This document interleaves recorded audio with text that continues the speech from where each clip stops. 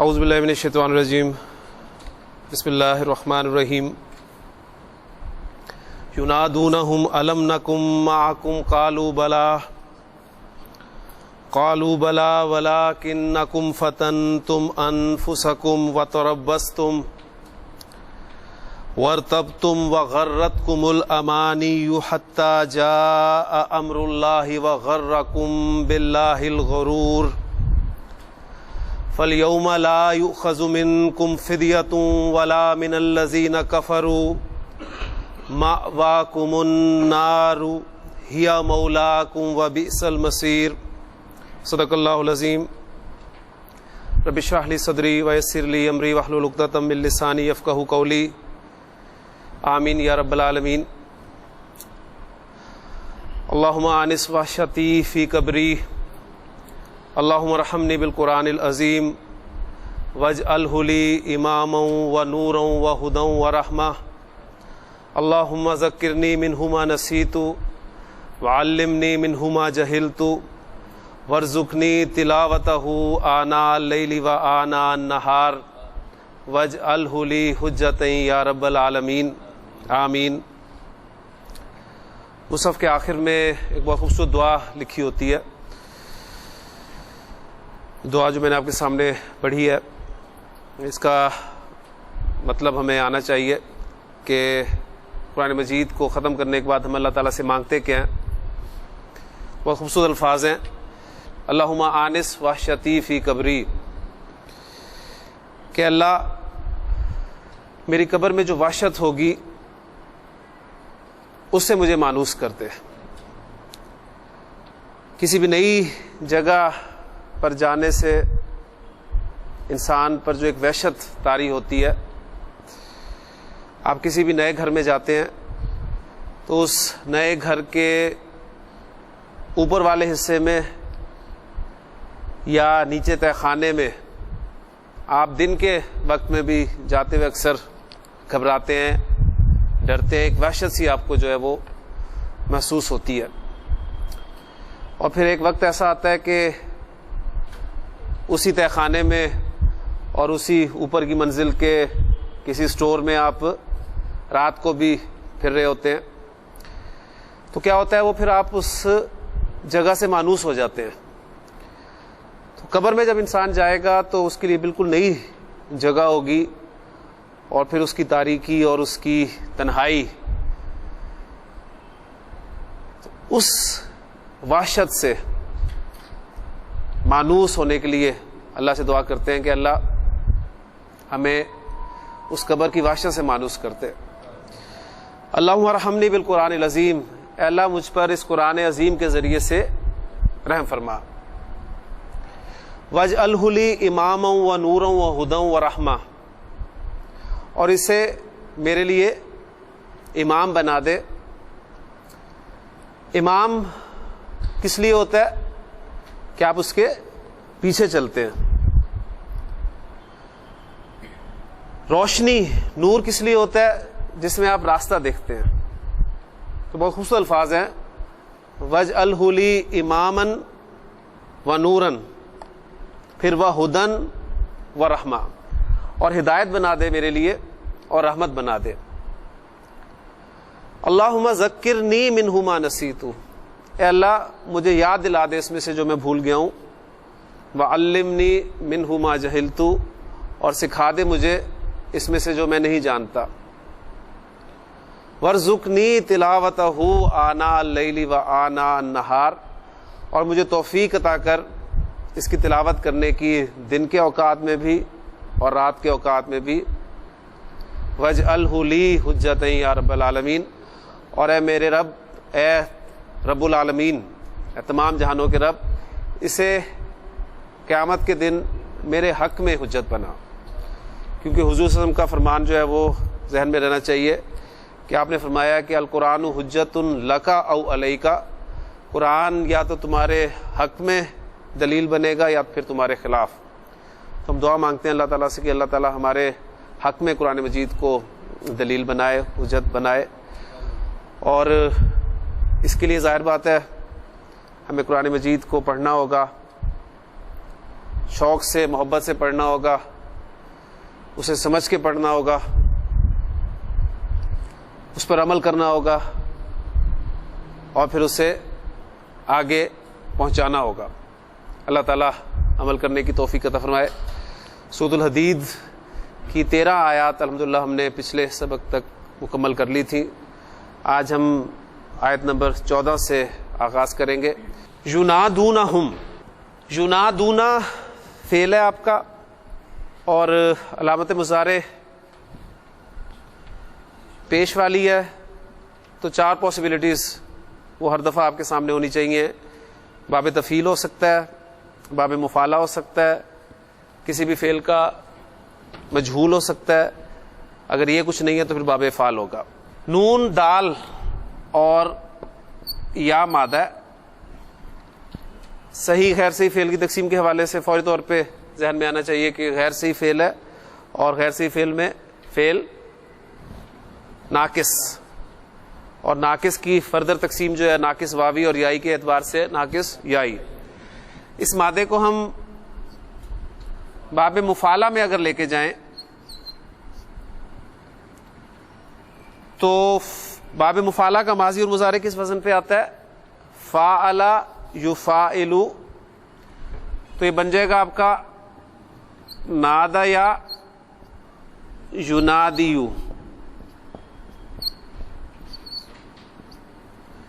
اور باب مفعلہ کے 2 مصدر آتے ہیں, ایک مفاعلتن اور دوسرا فعالن. تو مصدر بھی ساتھ ہی دیکھ لیں اس کا, یعنی منادیتن, اور دوسرا فعالن کے وزن پہ نداین. ناقص کے جب قواعد اپلائی ہوں گے تو تفصیل سے میں آپ کے سامنے یہ رکھ رہا ہوں. حرف علت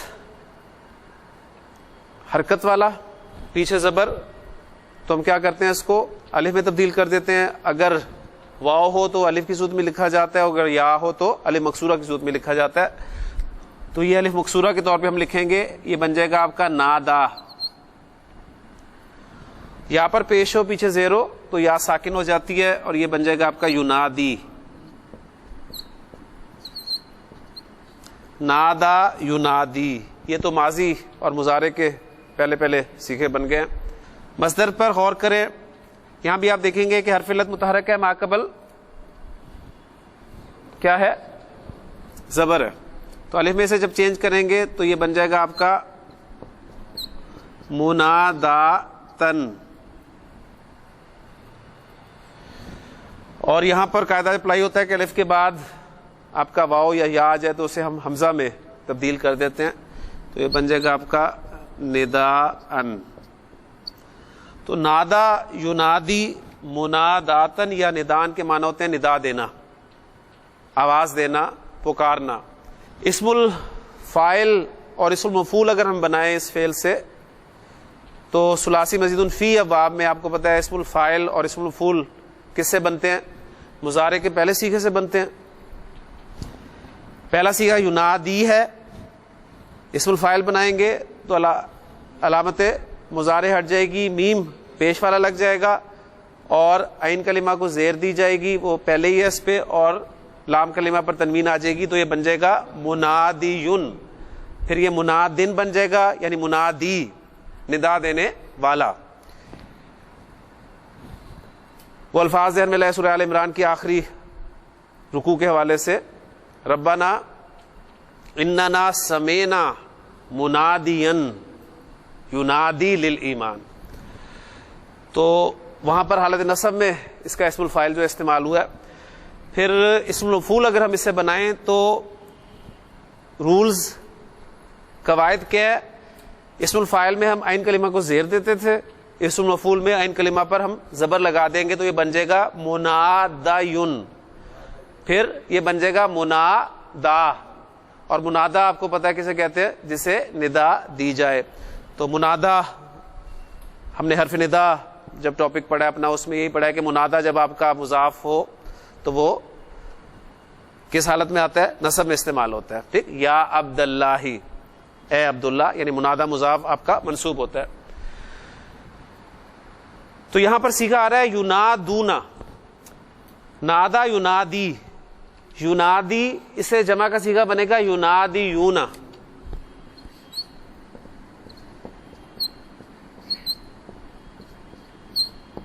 یہاں پر پھر ناقص کا قاعدہ اپلائی ہوگا. دو حروف علت اکٹھے ہو جائیں تو مادے کا حرف علت ڈراپ ہو جاتا ہے. اگر پیچھے زبر ہو تو وہ برقرار رہتی ہے، زبر نہ ہو تو سیغے کے حرف علت کے موافق حرکت جو ہے وہ لگائی جاتی ہے. اور یہاں پر پھر کیا حرکت آ جائے گی؟ واو کے موافق حرکت پیش ہے، تو یہ بن گیا آپ کا ینادونا. وہ ندا دیں گے، وہ پکاریں گے. ینادونا فعل اور فاعل پورا جملہ آپ کے سامنے موجود ہے، لیکن آگے آ رہا ہے ہم مفعول کے طور پہ. ٹھیک ہے، ینادونہم، وہ پکاریں گے انہیں، وہ ندا دیں گے انہیں. اور ندا دیں گے، کیا ندا دیں گے؟ قالو، وہ کہیں گے، کیا کہیں گے؟ الم نکم معکم. آپ کا حرف استفہام لم کس لیے استعمال ہوتا ہے؟ مضارع کو اخف کرنے کے لیے. آگے آ رہا ہے نکن، تو اس کا مطلب ہے کہ یہ نکن جو ہے یہ اخف ہو کے استعمال ہوا ہے. تو یہ اخف کیسے ہوا اس کو بھی دیکھ لیتے ہیں. کاف و نون مادہ ہے میرے پاس، باب ہے نون نصر ینصرو، پھر غیر سے ہی فعل اجوف اور اجوف واوی. کوانا یکونو،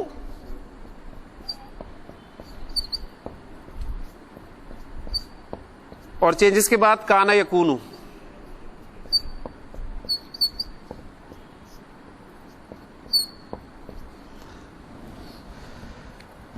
یکونو سے جمع متکلم کا سیکھا، یکونو، تکونو، تکونو، اکونو، نکونو.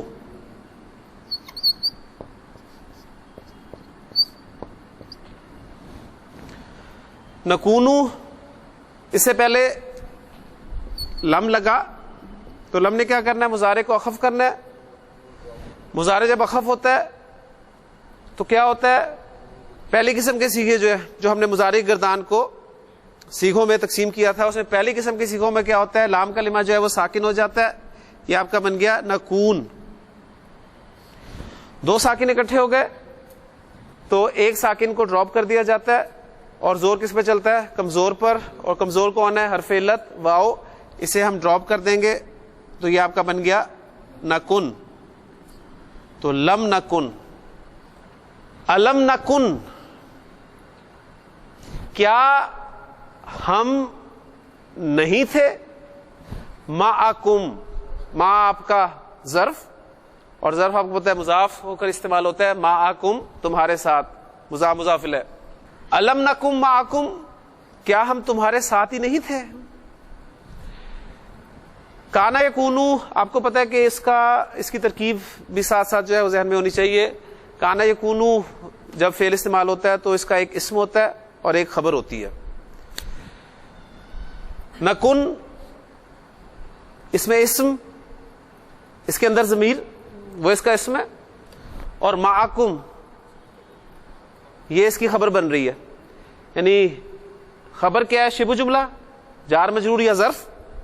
لیکن ہم نے پچھلے لیکچر میں تفصیل سے پڑھا تھا کہ یہ کسی نہ کسی کے متعلق ہوتے ہیں، اور وہ ظرف مستقر اور ظرف لغو والی بحث اگر سامنے رکھیں تو یہ خبر کی جگہ پر آ رہا ہے. یعنی ظرف مستقر کی جو مقامات ہیں اس میں خبر ایک مقام ہے. تو یہاں پر ہم اس کو آسانی سے یہ کہہ سکتے ہیں کہ یہ ظرف مستقر ہو کر خبر. ٹھیک ہے، کانا اپنے اسم اور خبر سے مل کر جملہ فعلیہ خبریہ ہو گیا آپ کا. تو الم نکم معکم، کیا ہم تمہارے ساتھ ہی نہیں تھے؟ یعنی دنیاوی زندگی میں ہم تمہارے ساتھ ہی تو تھے. ہمارا اٹھنا بیٹھنا، کھانا پینا، ملنا جلنا، یہاں تک کہ نمازیں پڑھنا اکٹھے ہی تو ہوتا تھا. ینادونہم، الم نکم معکم. اب اس کا جواب جو ہے وہ مومن دیں گے قالو بلا، کیوں نہیں. قالو فعل با فاعل، پورا جملہ فعلیہ. اور کالا کی ترکیب کے حوالے سے پچھلے لیکچر میں تفصیل سے بات ہوئی تھی کہ کالا کا جو مفعول ہوتا ہے وہ کیا ہوتا ہے؟ وہ قول ہوتا ہے جو بات کہی جاتی ہے. بلا، بلا ہم ترجمہ اس کا کر رہے ہیں کیوں نہیں. ہاں کیوں نہیں. گرامر کی کتابوں میں آپ کو حروف الایجاب کے حوالے سے ایک ٹاپک ملتا ہے.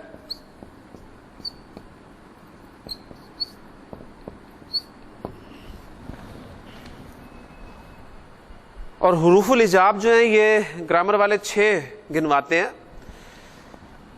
یہ 6 کون کون سے ہیں آپ کے علم میں ہونے چاہیے؟ نام، بلا،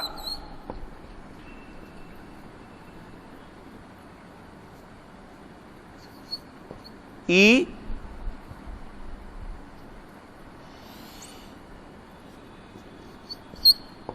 اجل،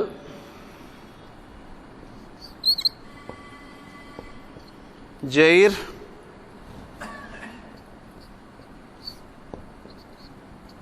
اور انا. یہ حروف الایجاب ٹاپک کے تحت آپ کو الفاظ ملتے ہیں. اس میں نام اور بلا ان سے ہم خوب واقف ہیں اور زیادہ بات میں ان کے حوالے سے کروں گا. دیکھیں دونوں کا ترجمہ ہم ہاں میں کر رہے ہیں. نام کا ترجمہ بھی ہاں ہوتا ہے اور بلا کا ترجمہ بھی ہم ہاں میں کر رہے ہیں، لیکن ایک فرق ہے، بہت بڑا فرق ہے. نام ما قبل کے اس بات کے لیے استعمال ہوتا ہے. پیچھے اگر کوئی مثبت جملہ تھا تو وہ اس کو مثبت ثابت کر دے گا، اور اگر پیچھے کوئی منفی جملہ تھا تو اس کو منفی ثابت کر دے گا. مثلا جملہ تھا اجاء زید، کیا زید آ گیا؟ آپ کہتے ہیں نعم، ہاں، یعنی وہ آ گیا. پیچھے مثبت جملہ تھا تو مثبت ثابت ہو گیا کہ ہاں وہ آ گیا. اگر جملہ پیچھے ہوتا منفی، اما جاء زید، کیا زید نہیں آیا؟ تو آپ جواب دیتے ہیں نعم، ہاں، یعنی وہ نہیں آیا. یعنی ما قبل اگر مثبت جملہ ہے تو اس کو مثبت ثابت کر دے گا، اگر منفی جملہ ہے پیچھے تو اس کو منفی ثابت کر دے گا. جبکہ بلا جو پیچھے جملہ ہوتا ہے، منفی جملہ ہوتا ہے، اس کو مثبت میں تبدیل کر کے ثابت کرتا ہے. بات سمجھ میں آئی نا؟ بلا کیا کرے گا؟ جو پیچھے جملہ ہے منفی جملہ، اس کو مثبت کرے گا، پھر اس کو ثابت کرے گا. اب یہاں پر دیکھیں پیچھے جملہ کیا تھا؟ الم نکم معکم، کیا ہم تمہارے ساتھ نہیں تھے؟ نام نہیں کہا گیا، قالو نام، کیونکہ اگر نام کہا جاتا تو اس کا مطلب ہے کہ تم ہمارے ساتھ نہیں تھے. یہی بات ہوگی نا. بلکہ کہا جا رہا ہے بلا، ہاں، یعنی وہ نفی ہی اس کو مثبت میں کنورٹ کیا پھر ثابت کیا. اسی طرح دیکھ قرآن مجید کی بڑی خوبصورت ایگزامپل ہے کہ اللہ تعالیٰ نے تمام ارواح کو جمع کیا اور ان سے پوچھا الستو بربکم، کیا میں تمہارا رب نہیں ہوں؟ قالو بلا، تو انہوں نے کہا کہ ہاں کیوں نہیں. اس لیے کہتے ہیں نا کہ یہاں پر اگر آپ نے نام کہہ دیا تو کفر ہو جائے گا. یعنی ایسا یہ ٹیکنیکل سا مقام ہے تو یہاں پر بڑی احتیاط کی ذکر ہوتی ہے کہ الستُ بربکم قالوا بلا. تو یہ بلا بہت اہم ہے. ہم اس عام طور پہ کا ترجمہ جو کہتے ہیں ہاں کیوں نہیں, یعنی ہاں تو ہم کہہ ہی رہے ہیں نا. انگلش میں آپ ٹرانسلیشن دیکھیں گے تو اب یس ہی وہاں پر لکھا ہوگا. تو اس کو بھی سمجھ لیں, ای جو ہے یہ اس بات کے لیے آتا ہے, لیکن یہ قسم اس کے بعد قسم ضرور ہوتی ہے. یعنی اگر سوال ہو کہ اجا زید, تو آپ کہیں گے ای واللہ, ہاں اللہ کی قسم, یعنی قسم کے ساتھ خاص ہے.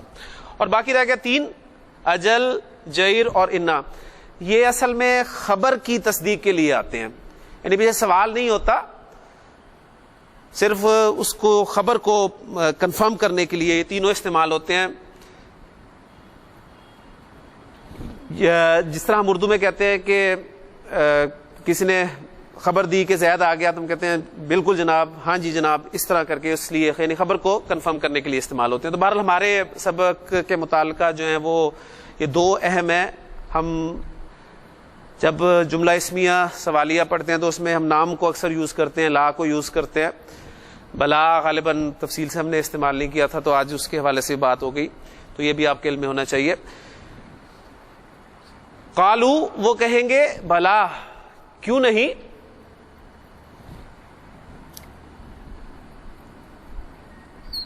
یہ محذوف ہم مان لیں گے, کنتم معنا, کنتم معنا, تم تھے ہمارے ساتھ, یعنی تم ہمارے ساتھ ہی تھے. پھر اس لیے ہم اس کو کنتم معنا کو پھر اس قالو کا مفعول بنائیں گے, یہ اس لیے ہم اس کو محذوف مان رہے ہیں. یہاں سے میں اسے بریکٹ میں کر دوں تاکہ یہ ٹیکسٹ کا حصہ جو ہے وہ آپ کے سامنے بن کر نہ آئے. ینادونہم الم نکم معکم قالوا بلا, ہاں تم ہمارے ساتھ ہی تھے, ولکنکم فتنتم انفسکم. واو حرف عطف, تو ظاہر بات ہے عطف کس پہ ہو رہا ہے, یہ کنتم معنا پہ عطف ہو رہا ہے. لاکنہ کن میں سے ہے, کن حروف میں سے ہے, حروف مشبہ بالفعل میں سے. اور جب بھی حروف مشبہ بالفعل آئیں گے تو حروف مشبہ بالفعل کا ایک اسم ہوگا اور ایک خبر ہوگی. تو لاکنہ حرف از حروف مشبہ بالفعل, کم اس کا اسم ہو گیا. اب آگے خبر آ رہی ہے, فتنتم, فا تا نون مادہ ہے, باب ضربہ یضربو, فتنا یفتنو, فتنن. اس کے معنی آزمائش میں ڈالنا. فتنہ تن بھی اس کا مصدر استعمال ہوتا ہے, اور بڑے خوبصورت اس پہ جو ہے وہ الفاظ لکھے ہیں امام راغب اصفہانی رحمہ اللہ نے. آپ مفردات القرآن میں اگر دیکھیں تو بڑے خوبصورت انہوں نے اس کی ڈیٹیل دی ہے, بلکہ میں ریفر کروں گا کہ آپ لازماً جو ہے اس فا تا نون مادے کو وہاں پر دیکھیں. فتنا فتنا فتنو فتنت فتنتا فتنا فتنتا فتنتما فتنتم, تم نے فتنے میں ڈالا. فعل اور فاعل, انفسکم, نفسن جان, اس کی جمع انفسن.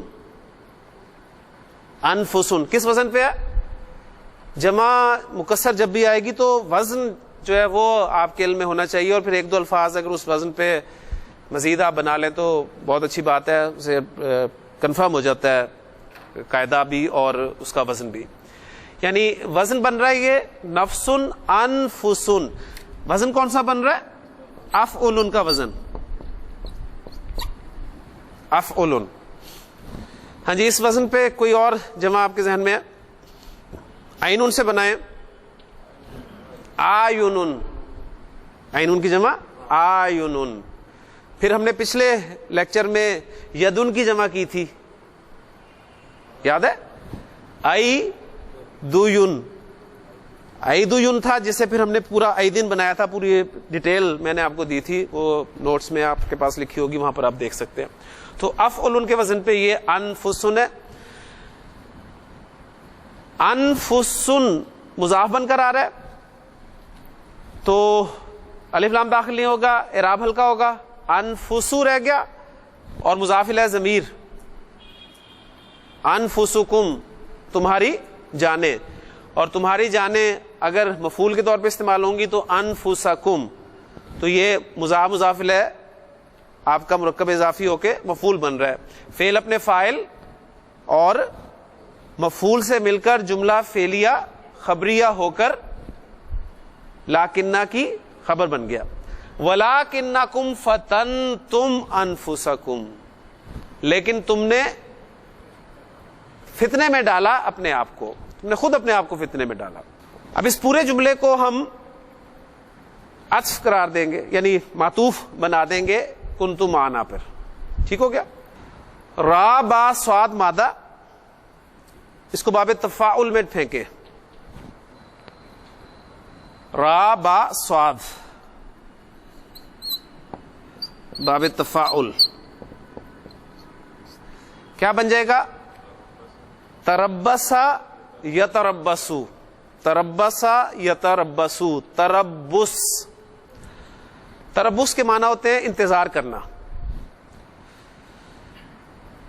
سیگا بالکل اسی کے ساتھ کا ہی ہے, تربس تم. وَلَٰكِنَّكُمْ فَتَنْتُمْ أَنفُسَكُمْ وَتَرَبَّصْتُمْ, تم نے اپنے آپ کو خود فتنے میں ڈالا اور انتظار میں رہے. ٹھیک. آگے الفاظ ہیں وَارْتَبْتُمْ,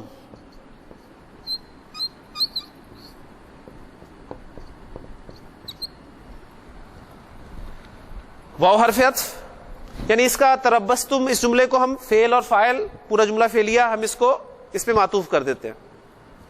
ٹھیک ہو گیا. فتنتم اسی پہ یہ جملہ معطوف ہو گیا. اس کے بعد پھر واو حرف عطف اور ارتبتم. مادہ ہے میرے پاس را یا با ریب.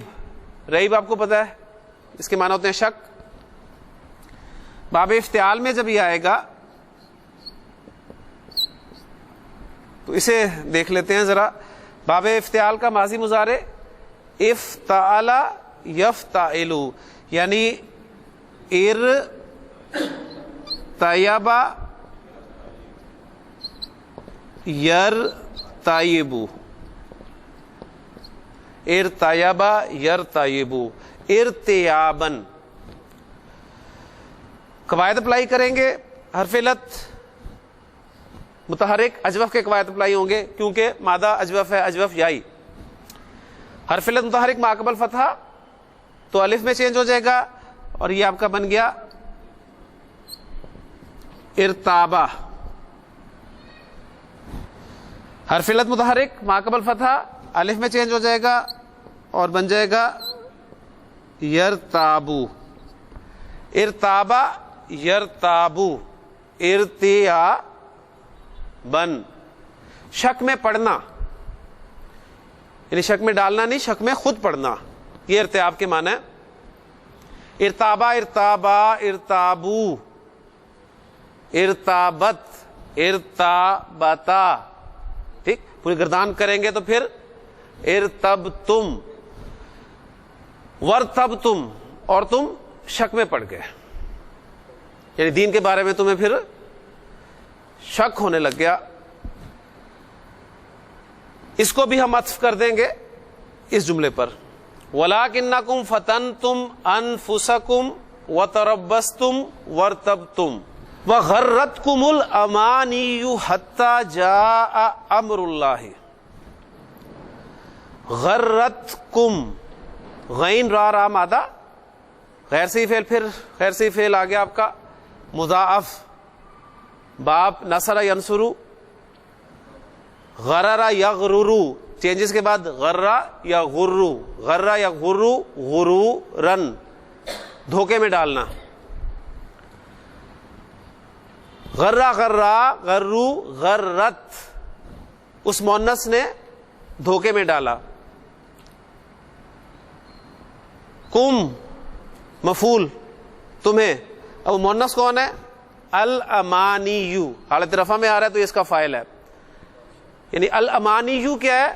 امنیتن کی جمع ہے، امنیتن، امنیتن خواہش، بلکہ جسے ہم وشفل تھنکنگ بولتے ہیں وہ مراد ہے۔ یہودیوں کے حوالے سے جو قرآن مجید میں الفاظ ہیں کہ یہ جو بات کرتے ہیں مختلف کہ ہمیں آگ نہیں چھوئے گی مگر گنتی کے چند دن، یا اللہ ہمیں عذاب نہیں دے گا، تو قرآن مجید نے بڑے خوبصورت الفاظ کیے ہیں کہ تلکا امانیہم، یہ ان کی خواہشات ہیں، یعنی جھوٹی خواہشات ہیں، جھوٹی خواہشات ہیں۔ تو وغرتکم، اب کم کے میم ساکن کو آگے ملانے کے لیے پیش دی گئی، وغرتکم الامانی، اور تمہیں یہ جو امانی ہیں انہوں نے دھوکے میں ڈالے رکھا، حتیٰ یہاں تک کہ جاء، وہ آ گیا، کون آ گیا؟ فاعل ہے آگے امر اللہ، مرکب اضافی مضاف مضاف الیہ، اس کا فاعل آ گیا، حتیٰ جاء امر اللہ، یہاں تک کہ اللہ کا حکم آ گیا، اور اللہ کا حکم آ گیا سے مراد موت آ گئی۔ اب یہاں پر اس جملے کو بھی ہم پورے جملے کو وغرتکم الامانی حتیٰ جاء امر اللہ، اس پورے جملے کو بھی ہم اسی جملے پر جو ہے وہ عطف کر دیں گے۔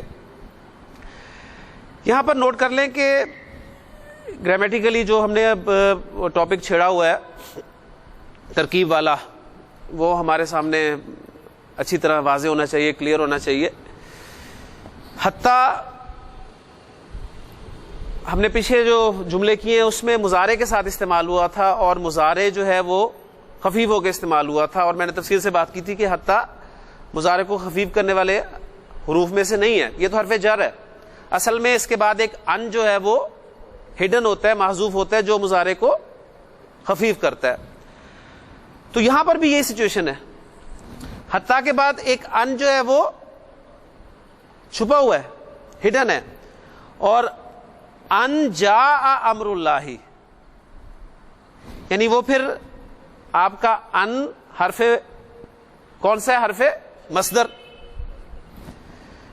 وہ پھر اس جملے کو مفرد کی تعویل میں کرے گا، مصدر کی تعویل میں کر کے، یعنی مفرد کی تعویل میں کر کے محلن مجرور ہوگا، یہ پھر جار اور مجرور یہ متعلق ہو جائیں گے غرت فعل کے، اس طرح یہ مکمل ہوگا۔ پھر یہ جملہ دیکھیں نا پورا اس طرح ہوگا، غرت ہم نے اس کو فعل مانا، کم مفعول، الامانیو یہ فاعل ہو گیا، حتیٰ جارا، اور پھر یہ ان جاء امر اللہ، ان آپ کا حرف مصدر ہو گیا، اور جاء امر اللہ یہ پورا جملہ فعلیہ صلہ ہو گیا اس کا، یعنی وہ جو تفصیل سے ہم نے پڑھا تھا، یعنی یاد ہے نا آپ کو کہ جس طرح موصول اس میں موصول کے لیے صلہ آتا ہے، اس لیے اسی طرح حرف موصول کے لیے بھی صلہ آتا ہے، تو وہ پورا جملہ اس کا صلہ بنے گا، پھر وہ حرف موصول اپنے صلے کے ساتھ مل کر مفرد کی تعویل میں ہو کر، یعنی مصدر کی تعویل میں ہو کر مفرد ہم بنا لیں گے اسے، اور اسے پھر ہم محلن حالت جر میں کہیں گے، جار اور مجرور مل کر یہ متعلق ہو جائیں گے غرت فعل کے، پھر اس جملے کو ہم جوڑ دیں گے اس کے ساتھ، وغرتکم الامانی حتیٰ جاء امر اللہ، اور ترجمہ آپ کے سامنے، اور تمہاری جھوٹی خواہشات نے تمہیں دھوکے میں ڈالے رکھا موت تک۔ آگے الفاظ ہیں وغرکم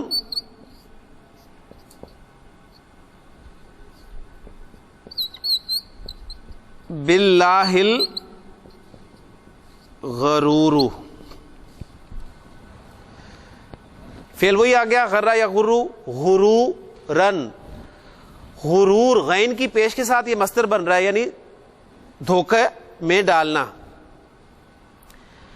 وغرکم اور اس نے دھوکے میں ڈالا تم سب کو، باللہ جار مجرور متعلق غرہ فعل کے، یعنی اللہ کے ساتھ، یعنی اللہ کے بارے میں، کس نے ڈالا؟ آگے الغرور حالت رفع میں آ رہا ہے تو یہ غرہ کا فاعل ہو گیا، اب یہ غین کی پیش کے ساتھ نہیں ہے، یہ غین کی زبر کے ساتھ ہے.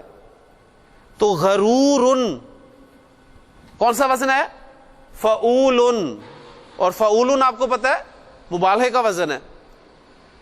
غین فارا غفورن، شین کافرا شکورن، صاد بارا صبورن، کاف فارا کفورن.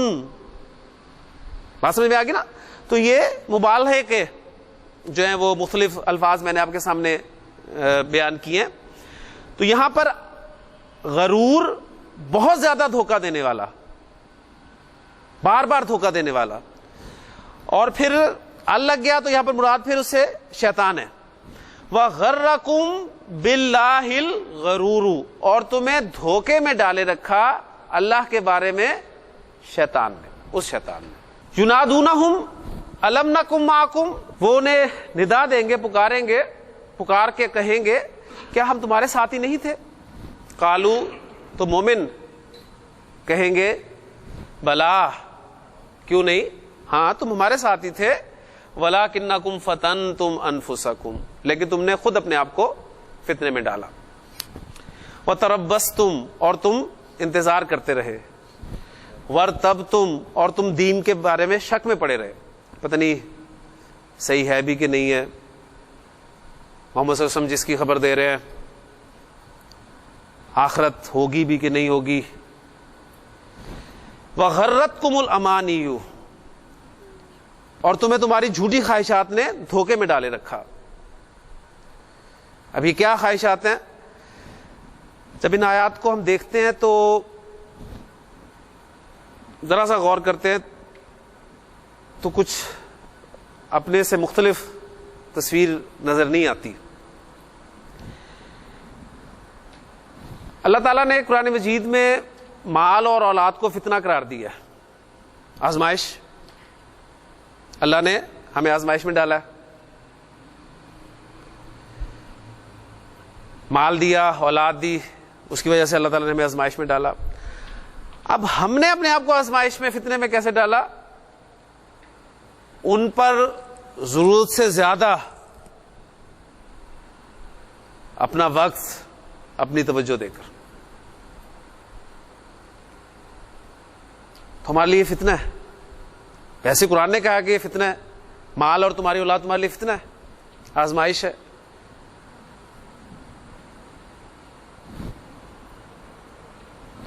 تربص، انتظار کرنا، گم و گو کی کیفیت، آگے بڑھنا، رک جانا. پھر شک میں پڑ جانا، پھر جھوٹی خواہشات، ان کا دھوکے میں ڈال دینا. پھر اللہ کے بارے میں اس بڑے دھوکے باز کا دھوکے میں ڈالنا. اور کس انداز سے دھوکے میں ڈالنا؟ سورہ انفطار، یا ایھا الانسان ما غرک بربک الکریم، تجھے تیرے کریم رب کے بارے میں کس نے دھوکے میں ڈالا؟ یعنی اس کی شان کریمی، شان غفوری کو ہائی لائٹ کرنا. اس میں کوئی شک نہیں کہ اللہ تعالیٰ بہت بخشنے والا ہے، بہت محبت کرنے والا ہے، بہت معاف کرنے والا ہے. لیکن گناہ پہ گناہ جان بوجھ کر کرتے جانا، اس امید پہ کرتے جانا کہ اللہ تعالیٰ معاف کرنے والا ہے، یہ طرز عمل جو ہے یہ انتہائی خطرناک طرز عمل ہے. اور شیطان جو ہے اسی چیز کو بار بار جو ہے بڑھا چڑھا کر پیش کرتا ہے کہ اللہ تعالیٰ کیا تمہاری چھوٹی چھوٹی باتوں پہ تمہیں پکڑے گا. پکڑنے والے تو بہت بیٹھے ہیں، اتنے بڑے بڑے گناہ کیے بیٹھے ہیں، تم تو چھوٹے موٹے گناہ کر لیتے ہو. یعنی آپ کے گناہوں کو وہ کم تر بنا کر آپ کے سامنے پیش کرتا ہے، اور پھر انسان جو ہے اس میں دھوکے میں آ جاتا ہے. پر قرآن مجید کی آیات کے حوالے سے ایک بات ذہن میں ہمیشہ رکھیں کہ میں نے پہلے بھی آپ سے عرض کیا ہے کہ صحابہ جب بھی قرآن مجید پڑھتے تھے، سنتے تھے، ان کے سامنے جب بھی آیات آتی تھی تو ان آیات کو اپنے اوپر رکھ کر سوچتے تھے وہ دیکھتے تھے کہ یہ آیات میرے لیے نازل ہوئی ہیں.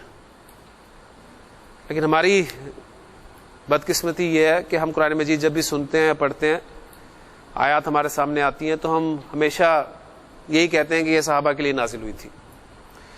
آپ دیکھیں کہ سورۃ الحجرات کی جب وہ آیات نازل ہوئی ہیں یا ایھا الذین آمنوا لا ترفعوا اصواتکم فوق صوت النبی ولا تجہروا لہ بالقول کجہر بعضکم لبعض ان تحبط اعمالکم وانتم لا تشعرون. تو جو واقعات ملتے ہیں ہمیں ڈیٹیل سے تفاسیر میں، آپ دیکھیں کہ حضرت عمر رضی اللہ عنہ کے بارے میں آتا ہے کہ انہوں نے اپنی آواز کو اتنا نیچا کر لیا، اتنا پس کر لیا کہ حضور صلی اللہ علیہ وسلم کو بعض مرتبہ پوچھنا پڑتا تھا عمر تم کیا کہہ رہے ہو، یعنی انہوں نے محسوس کیا کہ میری آواز کچھ اونچی ہے. حضرت قیس بن ثابت یا ثابت بن قیس رضی اللہ تعالیٰ عنہ کے بارے میں جو آتا ہے کہ انہوں نے جب یہ آیات سنی تو انہوں نے اپنے آپ کو گھر میں بند کر لیا کہ آیت میرے بارے میں نازل ہوئی ہے، میں ہلاک ہو گیا، میں مارا گیا. یعنی صحابہ کا کنسرن قرآن مجید کی آیات کے حوالے سے دیکھیں. حضرت عمر نے آیات سننے کے بعد یہ خیال نہیں کیا کہ ان کی آواز اونچی ہے، اور انہوں نے آیات سننے کے بعد یہ نہیں خیال کیا کہ عمر کی آواز اونچی ہے رضی اللہ تعالیٰ عنہ. انہوں نے اپنے آپ کو دیکھا. لیکن ہمارا طرز عمل ہمیشہ سے یہ رہا ہے کہ جب بھی ہم کوئی آیات آتی ہیں سامنے تو ہم بجائے اس کے کہ اپنے آپ کو دیکھیں، ہم ہمیشہ دوسروں پر وہ آیات فٹ کرنے کی کوشش کرتے رہتے ہیں، اور پھر اس کا جو نتیجہ نکلتا ہے وہ آپ کے سامنے ہی ہے.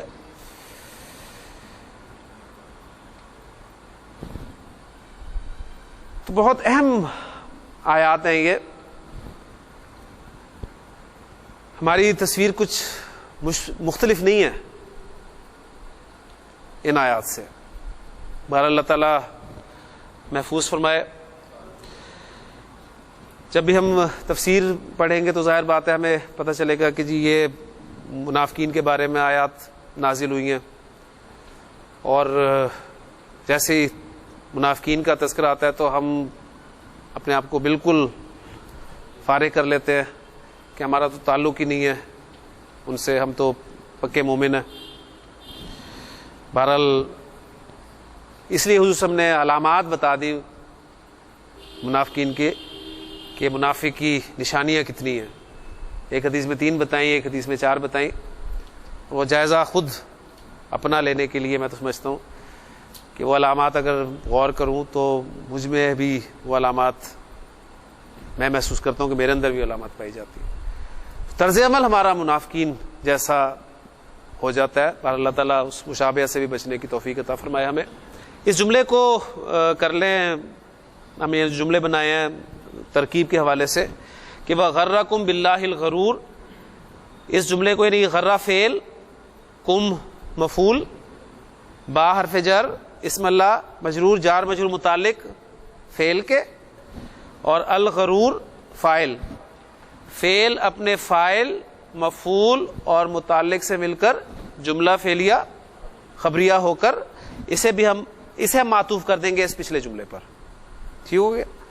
باقی اس طرح ہم نے جملوں کو جو کیا. اب یہ جو میں بات کرتا ہوں کہ جملہ فعلیہ خبریہ، اس میں بھی انشاءاللہ تعالی ایک تفصیلی لیکچر میں کوشش کروں گا کہ آپ کو جملے کی جو مختلف اقسام ہیں وہ بھی شروع کروا دوں انشاءاللہ تعالی.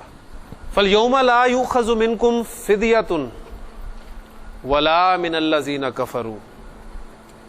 فا آپ کا استنافیہ، الیوم ظرف،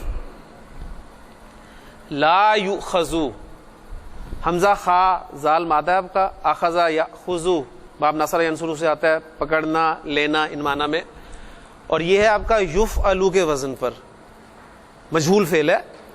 حمزہ خا زال یفعلو یؤخذو. فعل معروف ہو تو اس کا فاعل آگے آتا ہے، اور فعل مجہول ہو تو اس کا نائب الفاعل آتا ہے، اور فاعل بھی حالت رفع میں ہوتا ہے اور نائب الفاعل بھی حالت رفع میں ہوتا ہے. تو لا یؤخذ فدیۃ، یہ فدیۃ اس کا نائب الفاعل ہے. فدیۃ بدل عوض.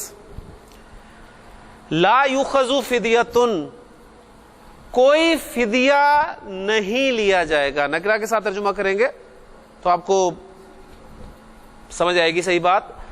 بس آج کوئی فدیہ نہیں لیا جائے گا منکم تم سے, بدلے میں کچھ نہیں لیا جائے گا.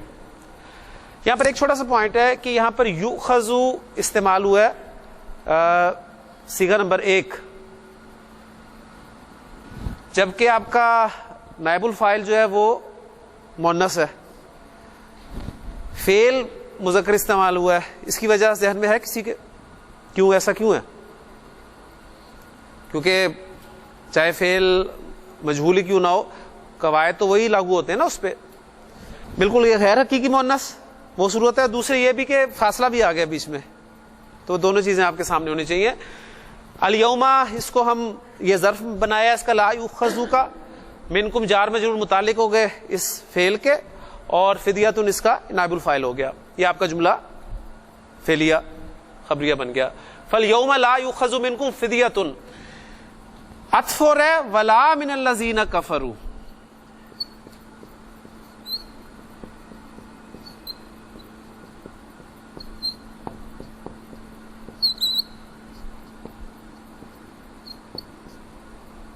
واو حرف عطف, لا یہ تاکید کے لیے زائد استعمال ہوا ہے, یعنی نہ تم سے کوئی فدیہ لیا جائے گا اور نہ ہی من حرف جر, الذین اس میں موصول, جب بھی اس میں موصول آئے گا آگے صلہ, کفروا فعل اور فاعل جملہ فعلیہ ہو کے اس کا صلہ, موصول اور صلہ مل کر مجرور, جار اور مجرور یہ معطوف ہو گئے منکم پر. کلیئر ہوگی نا؟ تو اس طریقے سے ہم اسے جوڑیں گے. یعنی فالیوم لا یؤخذ منکم فدیۃ ولا من الذین کفروا, بس آج نہ تو تم سے کوئی فدیہ لیا جائے گا اور نہ ہی کافروں سے, یعنی انہیں ان کے برابر رکھ دیا گیا. مأواکم النار,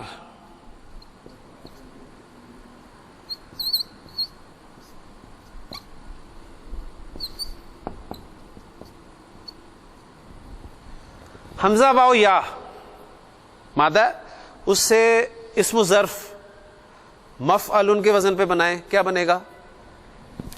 مفعل. کیا بن گیا؟ ما و یون, ما وا, ٹھیک, ٹھکانہ. ما وا کم تمہارا ٹھکانہ, مبتدا بنا لے, مأواکم تمہارا ٹھکانہ, النارو خبر بنا لیں, یا النار کو مبتدا مؤخر کر دیں, مأواکم کو خبر مقدم کر دیں. جملہ اس میں ہی بنتا ہے دونوں صورت میں. مأواکم النارو تمہارا ٹھکانہ النار ہے, آ گیا. ہیا مولاکم, ہیا مبتدا, مولا مضاف, کم مضاف الیہ. مولا لفظ القاموس المحیط میں اس لفظ کے بڑی مستند اور عربی زبان کی ایک ڈکشنری جو ہے وہ, اس میں مولا ورڈ کے 21 معنی جو ہیں وہ لکھے گئے ہیں, 21 معنی. اور پھر آپ اس کا اگر اردو ورژن دیکھنا چاہتے ہیں تو مصباح اللغات میں آپ دیکھیں تو تقریباً انہی معنوں کا جو ہے وہ 21 جو معنی دیے ہیں انہوں نے, اس میں ان کا ترجمہ انہوں نے بیان کیا ہے ملتے جلتے, یعنی مختلف معنی میں یہ لفظ استعمال ہوتا ہے. مالک و سردار کے معنی میں استعمال ہوگا, آقا کے معنی میں, غلام کے معنی میں, یعنی دیکھیں بالکل الٹ معنی بھی ہے. پھر انعام دینے والا اس معنی میں بھی ہے, جس کو انعام دیا جائے وہ بھی اس کے ایک معنی ہے.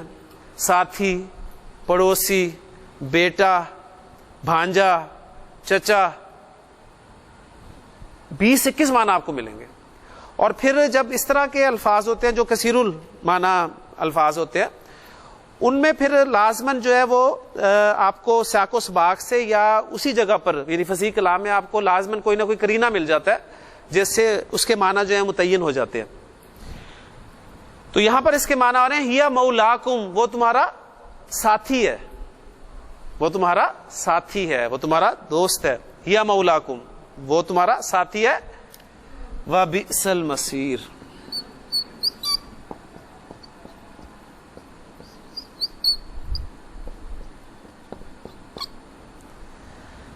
بئسا آپ کو پتا ہے کہ افعال مد و ذم جو استعمال ہوتے ہیں اس میں سے مذمت کے لیے بئسا کا لفظ استعمال ہوتا ہے، اور مداح کے لیے کون سا لفظ استعمال ہوتا ہے؟ فعل استعمال ہوتا ہے نعمہ. نعم المولا و نعم النصیر. نعمہ آپ مداح کے لیے استعمال کرتے ہیں اور بئسا آپ مذمت کے لیے استعمال کرتے ہیں. اس کے بعد جو اسم ہوتا ہے وہ اس کا فاعل ہوتا ہے، یعنی بئسا فعل اور المصیرو اس کا فاعل. اور اس کے بعد ایک اسم ہوتا ہے جسے مخصوص بالمد یا مخصوص بالضم کہتے ہیں. ٹھیک ہے، یعنی جیسے آپ کرنا چاہتے ہیں، مداح کرنا چاہتے ہیں تو آپ کہتے ہیں نعم الرجل زیدن. نعم الرجل زیدن، تو زیدن مخصوص بالمدح ہے. اب یہاں پر آپ دیکھ لیں کہ وبئس المصیر، وہ مخصوص بالضم جو ہے وہ ذکر نہیں کیا گیا. وہ کیا ہے؟ النار. وہ محذوف ہے. تو پھر اس جملے کی ترکیب جو ہے وہ اس طرح بنتی ہے: بئسا فعل جامد کہا جاتا ہے، یعنی اسے اور مزید ساری گردانیں نہیں بنتی اس سے. المصیر اس کا فاعل، فعل اپنے فاعل سے مل کر جملہ فعلیہ خبریہ ہو کر خبر مقدم، اور النار یہ مخصوص بالضم جو ہے یہ مبتدا مؤخر. پھر مبتدا مؤخر اپنی خبر مقدم کے ساتھ مل کر جملہ اسمیہ بنتا ہے. یعنی اینڈ رزلٹ دیکھیں آپ کا وہی ہوگا، جملہ اسمیہ یا جملہ فعلیہ. تو اس طریقے سے اس کی ترکیب کی جاتی ہے. وبئس المصیر، مسیر سواد یا را مادہ، اور سارا یسیرو لوٹنا. مسیر مصدر میمی بھی ہو سکتا ہے، یا مفعل کے وزن پر اسم ظرف بھی ہو سکتا ہے، لوٹنے کی جگہ. وبئس المصیر، اور بہت بری لوٹنے کی جگہ. اب اس آیت کا ترجمہ، یہاں پر آیت مکمل ہو جاتی ہے، ترجمہ ذہن میں لائیں. فَالْيَوْمَ لَا يُؤْخَذُ مِنْكُمْ فِدْيَةٌ وَلَا مِنَ الَّذِينَ كَفَرُوا، بس آج نہ تو تم سے کوئی فدیہ لیا جائے گا اور نہ ہی کافروں سے. مَأْوَاكُمُ النَّارُ، تمہارا ٹھکانہ آگ ہے. ہِیَ مولاکم، وہ تمہارا ساتھی ہے، وہ تمہارا دوست ہے. وبئس المصیر، اور بہت برا ٹھکانہ ہے، بہت برا لوٹنے کی جگہ ہے، بہت بری لوٹنے کی جگہ ہے. اللہ تعالیٰ محفوظ فرمائے. سورۃ الحدید کی الحمدللہ 15 آیات ہم نے مکمل کر لی ہیں انشاءاللہ تعالیٰ 16ویں آیت کے ساتھ. اور بلکہ جو میں نے جملے کے حوالے سے بات کی ہے تو انشاءاللہ تعالیٰ اگلے لیکچر میں آپ کو جملے کی جو مختلف اقسام ہیں وہ تفصیل سے بیان کروں گا. بہت دلچسپ ٹاپک ہے وہ بھی، بلکہ اس سے آپ کو انشاءاللہ آگے بھی مدد ملے گی. جملے کا اعراب بھی آپ کے سامنے آئے گا کہ کس کس جملے کا اعراب ہم جو ہے وہ کس طریقے سے لے سکتے ہیں. اللہ تعالیٰ سے دعا ہے کہ اللہ تعالیٰ ہمیں ہمارے لیے آسانی فرمائے، ہمیں ان اسباق کو اچھی طرح سمجھنے کی اور انہیں یاد کرنے کی، اور پھر قرآن مجید کو آگے پھیلانے کے لیے ان اسباق کو استعمال کرنے کی جو ہے توفیق عطا فرمائے. سبحانک اللہم و بحمدک، اشہد ان لا الہ الا انت، استغفرک و اتوب الیک.